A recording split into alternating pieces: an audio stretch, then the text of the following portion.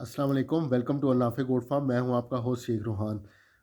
ये जी आज सिंध से कराची से हमारे एक दोस्त हैं, तो उन्होंने हमें अप्रोच किया। उन्होंने हमें ये पूछा, फ़ोन की, कॉल की कि आपने कंप्यूटर पे अपने पास रिकॉर्ड मेंटेन किया हुआ है, जिसको पेडिग्री भी कहा जाता है एनिमल्स की।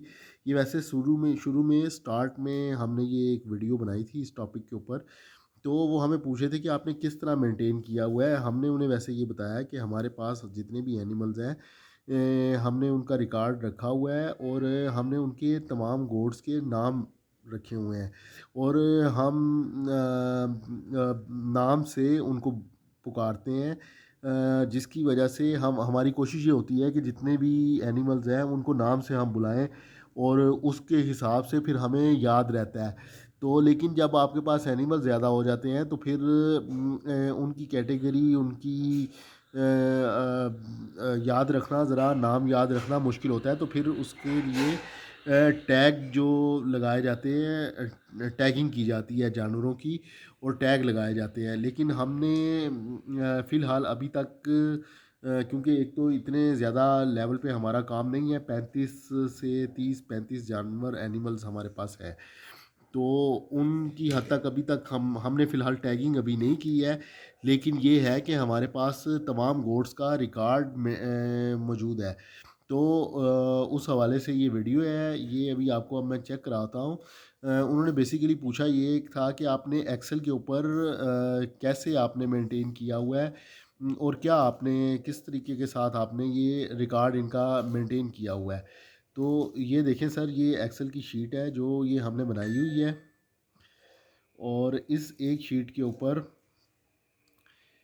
ये हमने अपना तमाम गोट्स हैं उनकी हमने सीरियल नंबर दे के, ये सीरियल नंबर के साथ जिस ब्रीड का एनिमल है, मेल है फीमेल है, ये हमने लिखे, और जितनी कौन सी डेट को, डेट ऑफ, ये पहले सीरियल नंबर का कॉलम दिया है, फिर एनिमल का, फिर अराइवल डेट है, फिर उसकी प्राइस लिखी है, फिर एज उसकी क्या थी अराइवल के टाइम पे, और फिर आगे हमने एक रिमार्क्स का कॉलम दिया है। उसके बाद हमने डिलीवर्ड बाय, यानी कि उसने क्या बाद में डिलीवरी की है हमारे पास से, और ये उससे हमने अर्निंग क्या की है, और आखिर में हमने एक एक्सपेंडिचर्स का कॉलम बनाया है पूरे साल का, कि हमारे कितने अखराजात हुए हैं और हमने अर्न कितना किया है।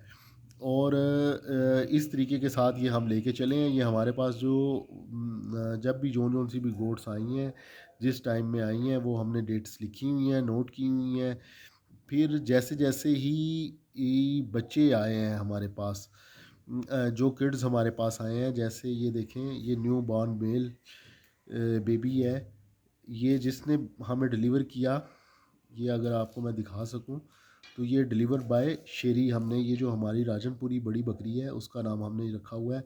तो ये उससे हमें ये दो बच्चे किड्स डिलीवर हुए थे, और इसकी डेट है 13/3/2021। उसके बाद इसी तरह ही जोन जोन सी डेट को जोन जोन सा बच्चा हमारे पास आया है, वो हमने ये डेट्स लिखी हुई हैं, प्राइस लिखी हुई है, मेंशन की हुई है सारी, कौन कौन सा जानवर हमने किस टाइम में क्या ख़रीदा है, और कौन कौन से जानवर हमारे पास होम ब्रीड है जो पैदा हुए हैं। इसी तरह हमने कास्ट हमने फिर मेंटेन की हुई है कि कितनी टोटल कास्ट हुई है। एक्सपेंडिचर्स जो हमारे होते हैं वो हम लिखते रहते हैं कि हमारी कितने एक्सपेंडिचर्स हो रहे हैं, और फिर ट्रेडिंग जो हम कर रहे हैं, जो हमारा लूसन अल्फ़ा की है जो हमारी सेल होती है, उसकी हमने सारा रिकॉर्ड मेंटेन किया हुआ है। दूध जो मिल्क हमारा गोट मिल्क शेप सेल होता है, उसका हम रिकॉर्ड रखते हैं। यानी कि हमने हर चीज़ का, जो हमारी अर्निंग है वो भी हमने रिकॉर्ड रखा हुआ है, जो जो हम परचेज़ करते हैं वो भी हमने रिकॉर्ड, जो हमारे एक्सपेंडिचर्स हैं वो भी हमने रिकॉर्ड रखा हुआ है। इसके अलावा हमने अलग से गोट्स का कॉलम बनाया हुआ है। एक हमने फ़ाइल बनाई हुई है अलग से, जितनी भी हमारे एनिमल्स हैं अलग अलग से। जैसे ये फर्स्ट नंबर पे हमारे पास जो एक नंबर वाली बकरी है बीतल, ये फीमेल है, ब्लैक कलर की, नैनी हमने उसका नाम रखा हुआ है। वो, अब एक तो हमारा मेन चार्ट हो गया, उसके बाद अलग अलग से हर जानवर का अलग पेज है। कि उसको हमने उसको अगर कब से वो हमारे पास है, हमने उसको कब क्या ट्रीटमेंट दिया है, कौन सी वैक्सीनेशन करवाई है, प्रोजेस्टेरॉन का कब इस्तेमाल करवाया है, उसने डिलीवरी क्या कब की है, कौन से ब्रीडर से क्रॉस हुई है, और उसकी मिल्क की प्रोडक्शन क्या है। ये सारे का सारा रिकॉर्ड हम हमारे पास मेंटेन है, हर एनिमल का अलग-अलग। जैसे जैसे ये 2 नंबर पे हमारे पास मोजो, हमने ये राजनपुरी मिक्स ब्रीड की हॉर्नलेस बकरी है, उसको मोजो के नाम से हमने रखा है। ये 2019 में 14 जुलाई 2019 को हमारे पास आई थी। उसके बाद इसने डिलीवरी दी है हमें 8/12/2020 में फ़र्स्ट टाइम में। और जो डिलीवरी की किट दिया, फर्स्ट किट था उसकी 3.9 kg का लाइव वेट का बच्चा था। तो ये इस तरह हमने सारा रिकॉर्ड मेंटेन किया हुआ है। और अगर कोई जानवर बीमार होता है, हमारा कोई एनिमल बीमार होता है, और उसकी बीमारी का फिर हम रिकॉर्ड रखते हैं कि हमने उसको उस टाइम में कौन सा टीका लगाया है, कौन सा इंजेक्शन लगाया है। ये जैसे कि ये देखें आप, ये हीट पे लाने के लिए हमने प्रोजेस्टेरॉन का इस्तेमाल किया था 8/6/2021 को। मतलब ये हमने इस तरह करके हर चीज़, हर एनिमल का रिकॉर्ड रखा हुआ है। ब्रीडर्स का, बच्चों का लाइव वेट का रखा हुआ है, उनका वेट का हिसाब रखा हुआ है कि कब उन्होंने कितना वेट गेन किया है, तैयार हो रहे हैं तो फिर उनका क्या वेट है। और ये सारी चीज़ें क्लोज़ फार्मिंग के अंदर बहुत मैटर करती हैं। आप के लिए ये चीज़ें काफ़ी ज़रूरी होती हैं। आपको पता होना चाहिए कि आप जो फ़ीड यूज़ कर रहे हैं उसकी क्या कास्ट आ रही है, फिर उसका आपको रिज़ल्ट क्या मिल रहा है। आपका जानवर वेट कितना गेन कर रहा है। एक तो जानवरों की शाइन से, चमक से पता लग जाता है, जानवर जल्दी हीट पे आ जाते हैं, बकरियां क्रॉस जल्दी हो जाती हैं, बच्चे आपके पास हेल्दी आ जाते हैं, दूध की शक्ल में पता लग जाता है बकरी का दूध अच्छा है। तो ये सारा कुछ कंप्यूटर के ऊपर हमने मेंटेन किया हुआ है। इसके अलावा हमने इसी तरह ही, जैसे ये कंप्यूटर के ऊपर है, इसी तरह हमने मैनुअल रजिस्टर भी रखे हुए हैं तमाम एनिमल्स का, ब्रीडर गोट्स का, ब्रीडर्स का, बच्चों का, वो हमने सब का रखा हुआ है। फिर जो इसी तरह ईद के ऊपर जो हमारे एनिमल सेल होते हैं, या बीच में भी कोई गोट्स हमारी अगर सेल हो जाती हैं और उनसे जो हमें अर्निंग होती है, वो भी हम मेंटेन रखते हैं अपने पास रिकॉर्ड। तो ये आने वाले कुछ सालों में इंशाल्लाह ताला हम एक बैलेंस शीट अपनी मेंटेन कर रहे हैं।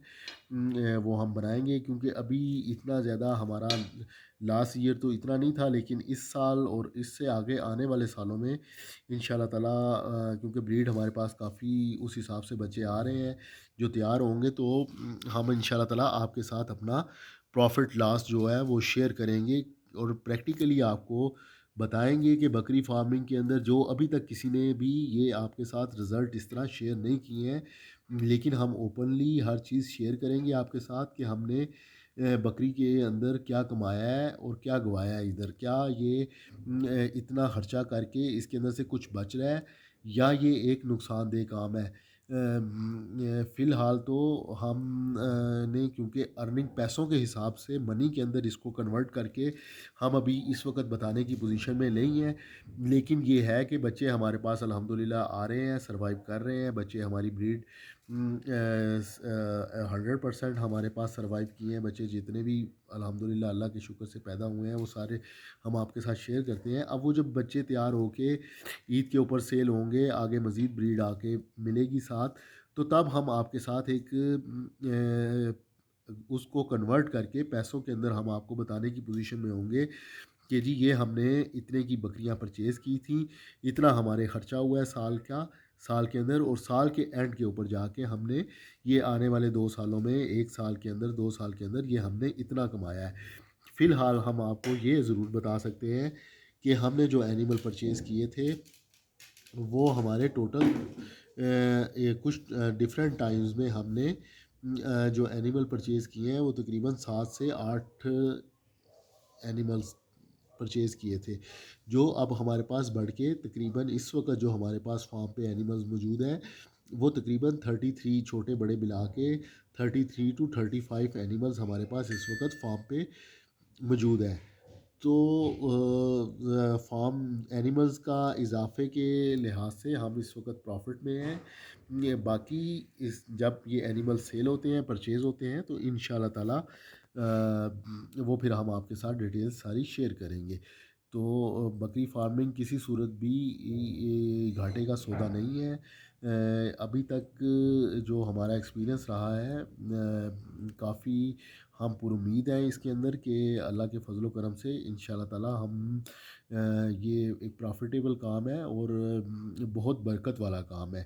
और ये हम आपके साथ अपने इंशाल्लाह ताला रिज़ल्ट्स शेयर करेंगे कि जो हमने इसमें से अर्न किया है, और कोशिश करेंगे जो हमारे बकरे इस दफ़ा ईद पे तैयार होंगे वो भी हम आपके साथ शेयर करेंगे। दूध हमने आपको बताया हुआ है कि हमारा 350 रुपये लीटर यहाँ पे सेल होता है, जो एक अच्छी एवरेज है दूध की। यहाँ पे हमारी जो बकरियों से एक्स्ट्रा बचता है वो हमारी एक अच्छी इनकम का सोर्स है। गोट मिल्क जो है, बकरी का दूध जो सेल करते हैं हम, वो हमारी एक अच्छी इनकम है। प्लस हम लूसन की ट्रेडिंग करते हैं, उसमें भी हमें थोड़ा बहुत मार्जिन बच जाता है। गो के हम लूसन में कोई ज़्यादा मार्जिन हम नहीं रखते हैं, लेकिन फिर भी जो हमें उसमें से सेविंग होती है वो ज़ाहिर है हमारी फीडिंग कास्ट को कम कर देता है। तो ये आप देखें कि ये हमने कुछ एनिमल्स जो परचेज़ किए थे उनकी हमने प्राइस लिखी हुई है, और ये तकरीबन बनते हैं एनिमल्स जो हमने परचेज़ किए थे, 1 2 3 4 5 6 7 8 9 10 11 12 12 एनिमल्स हमने परचेज़ किए थे। और इसमें से हमने अब इस वक्त हमारे पास फार्म पे तकरीबन 33 एनिमल्स हमारे पास मौजूद हैं। और ये दो दो एक एनिमल्स हमारे स्टार्ट में हमने स्लाटर करने पड़े थे, जो बीमारी की वजह से नुकसान हुआ था हमारा शुरू में।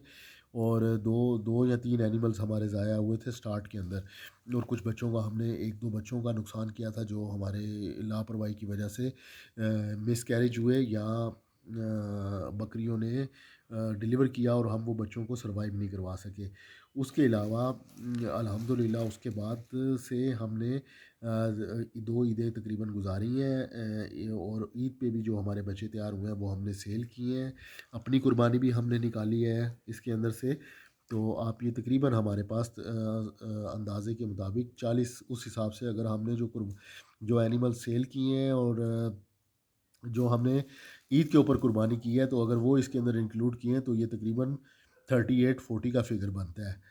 तो इस लिहाज से बकरी फार्मिंग किसी सूरत भी फ्लॉप काम नहीं है, अगर आपके जानवर ज़ाया ना हो, मरे नहीं, और टाइम पे ब्रीड करके आपको बच्चे दें और आप बच्चे बचा लें, तो ये एक काफ़ी प्रॉफिटेबल काम है। लेकिन इसके लिए हम इंशाल्लाह ताला आपके साथ रिज़ल्ट आपके शेयर करेंगे। ये बस एक छोटी सी वीडियो थी बकरियों की पेडिग्री के हवाले से, एक्सेल के हवाले से कि आपने किस तरह अपने इसका रिकॉर्ड मेंटेन करना है। वो ये एक भाई ने बस क्वेश्चन किया था, तो हमने सोचा कि उसके ऊपर वीडियो बना के सब भाइयों के साथ शेयर कर दी जाए, बजाय इसके कि सिर्फ एक भाई को बताया जाए। ठीक है जी, वीडियो क्लोज़ करते हैं। इंशाल्लाह ताला मिलते हैं अगली वीडियो में। दुआ में याद रखिएगा। अल्लाह हाफ़िज़।